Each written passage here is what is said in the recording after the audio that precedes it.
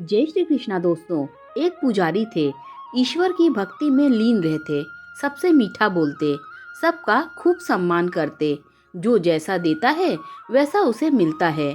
लोग भी उन्हें अत्यंत श्रद्धा एवं सम्मान भाव से देखते थे।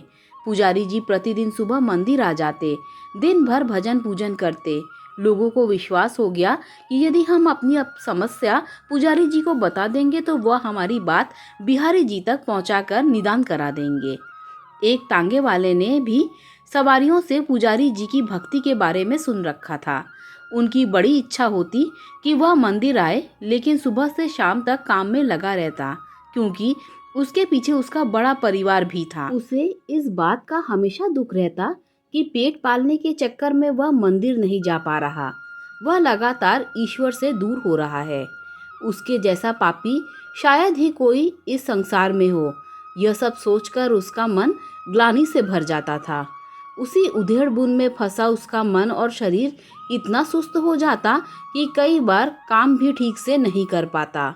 घोड़ा बिदकने लगता, तांगा डगमगाने लगता और सवारियों की झिड़कियां भी सुननी पड़ती।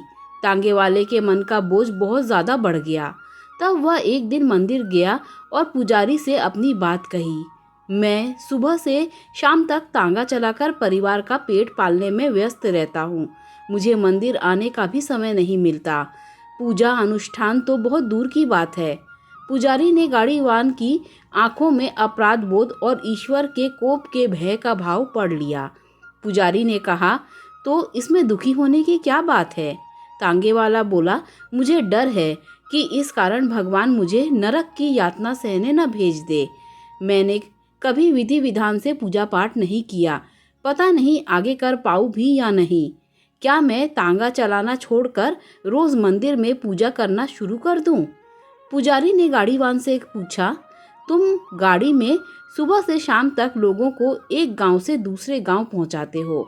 क्या कभी ऐसा भी हुआ है कि तुमने किसी बूढ़े, अपाहिज, बच्चों या जिनके पास पैसे न हो उनसे बिना पैसे लिए तांगे में बिठा लिया हो? गाड़ीवान बोला, बिल्कुल, अक्सर ऐसा करता हूँ। यदि कोई पैदल चलने में असमर्थ दिखाई पड़ता है तो उसे अपनी गाड़ी में बिठा लेता हूँ और पैसे भी नहीं मांगता। पुजारी यह सुनकर खुश हुए। उन्होंने गाड़ीवान से कहा, तुम अपना काम बिल्कुल मत छोड़ो। बूढ़ों, अपाहिजों, रोगियों और बच्चे और परेशान लोगों की सेवा ही ईश्वर की सच्ची भक्ति है। जिसके मन में करुणा और सेवा का भाव ही हो, उसके लिए पूरा संसार मंदिर समान है। मंदिर तो उन्हें आना पड़ता है जो अपने कर्मों से ईश्वर की प्रार्थना नहीं कर पाते। तुम्हें मंदिर आने की बिल्कुल जरूरत नहीं। परोपकार और दूसरों की सेवा करके मुझसे ज्यादा सच्ची भक्ति तुम कर रहे हो। ईमानदारी से परिवार के भरण पोषण के साथ ही दूसरों के प्रति दया रखने वाले लोग प्रभु को सबसे ज्यादा प्रिय हैं। यदि अपना काम बंद कर दोगे तो ईश्वर को अच्छा नहीं लगेगा। पूजा पाठ, भजन कीर्तन ये सब मन को शांति देते हैं। मंदिर में हम स्वयं को ईश्वर के आगे समर्पित कर देते हैं। संसार के जीव ईश्वर की संतान हैं और इनकी सेवा करना ईश्वर की सेवा करना ही है। जय श्री राधे कृष्णा। दोस्तों, अगर आपको ये स्टोरी अच्छी लगी हो तो लाइक, शेयर, सब्सक्राइब कीजिए। Thanks for watching this video.